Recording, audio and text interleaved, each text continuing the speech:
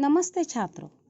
आज हम आपकी पाठ्यपुस्तक वसंत भाग 1 का पाठ दूसरा पढ़ेंगे, जिसका नाम है बचपन। और इस पाठ की लेखिका है कृष्णा सोबती। तो पहले हम जानेंगे कृष्णा सोबती का जीवन परिचय। तो इनका जन्म 18 फरवरी 1925 गुजरात में, जो अब पाकिस्तान में है। बाद में भारत विभाजन होने पर दिल्ली में वह आ बसी। उनका कार्य देखिए, यह कथाकार, उपन्यासकार है। इनकी प्रथम कहानी लामा थी, जो 1950 में प्रकाशित हुई थी।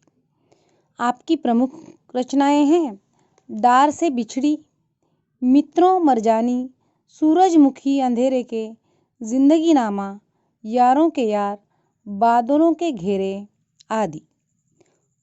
पुरस्कार है साहित्य अकादमी पुरस्कार, हिंदी अकादमी, शलाका पुरस्कार, ज्ञानपीठ पुरस्कार आदि।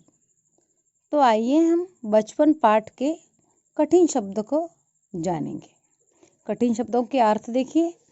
सयाना यानी बुद्धिमान, शताब्दी 100 साल, दशक 10 साल, फ्रिल यानी झालर, मोजे यानी जुराबे जिसे सॉक्स भी कहते हैं, मनाही करना, मना करना, इतवार यानी रविवार, किस्म यानी प्रकार, आरामदेह यानी आराम देने वाले, फर्क यानी अंतर, शनिचर यानी शनिवार, ऑलिव ऑयल यानी जैतून का तेल, कैस्टर ऑयल यानी अरंडी का तेल, मितली होना यानी उल्टी आना, जी मचलना या मचलाना, नीरा यानी बिल्कुल, बुरकवाते यानी छिड़कवाते, कमतर यानी कम, ननिहाल नाना का घर, हृष्ट पुष्ट यानी ताकतवर, चर्च यानी गिरिजाघर, स्पीड गति, अटपटा अजीब, तकलीफ दर्द पीड़ा,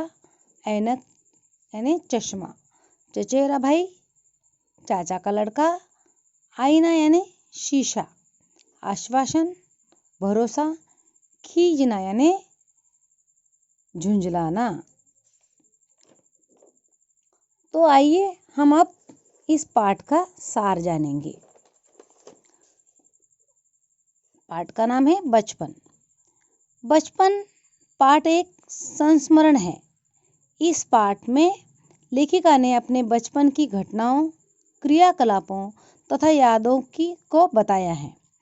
लेखिका कहती है कि उम्र ढलने के साथ साथ उसके पहनने ओढ़ने में काफ़ी बदलाव आया है।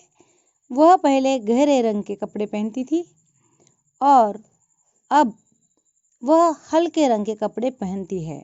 यानी जब हम छोटे होते हैं तो हमको कलरफुल, ज़्यादा से ज़्यादा कलर के कपड़ों को पहनना अच्छा लगता है, लेकिन जैसे जैसे उम्र बढ़ती है वैसे वैसे हल्के कपड़े हमें अच्छे लगने लगते हैं।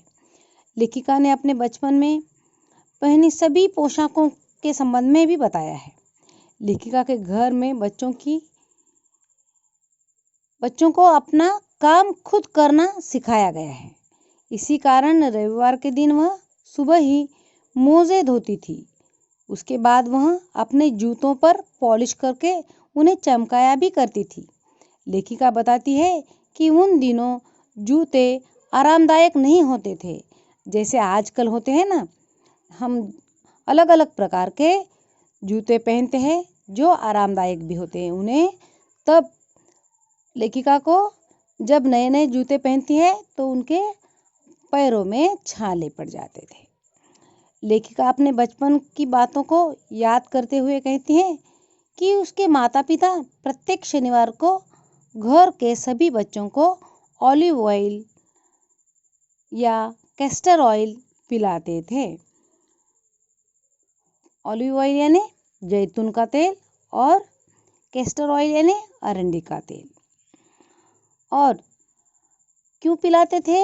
ऐसा माना जाता है कि यह पीने से बच्चों की सेहत ठीक रहती है। लेखिका बताती है कि तब के समय में और अब के समय में काफ़ी अंतर आ गया है।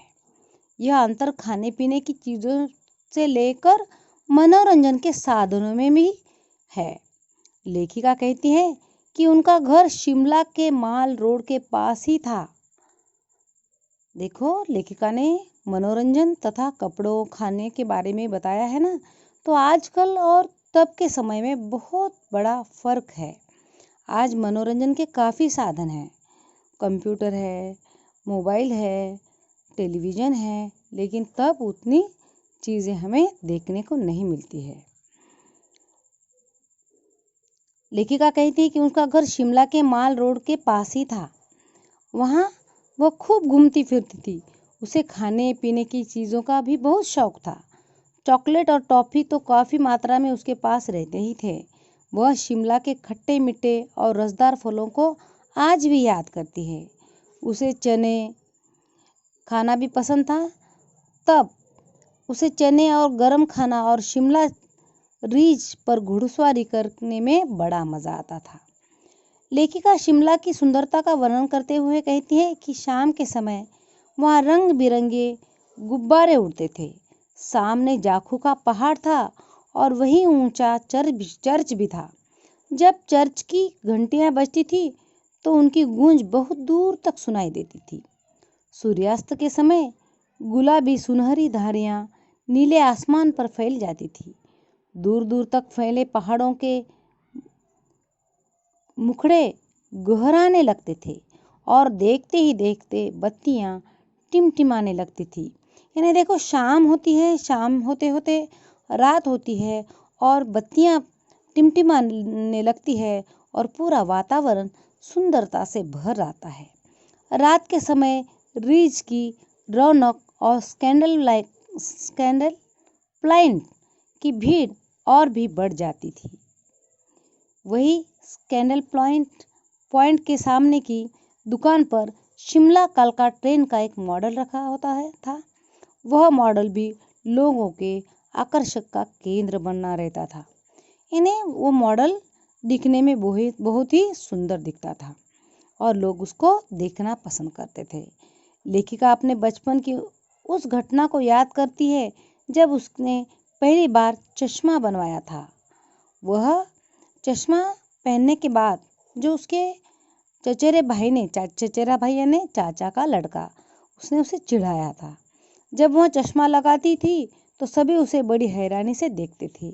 लेखिका के चचेरे भाई ने उसे चिढ़ाने के लिए कहा था, आंख पर चश्मा लगाया ताकि सूझे दूर की, यह नहीं लड़की को मालूम सूरत बनी लंगूर की।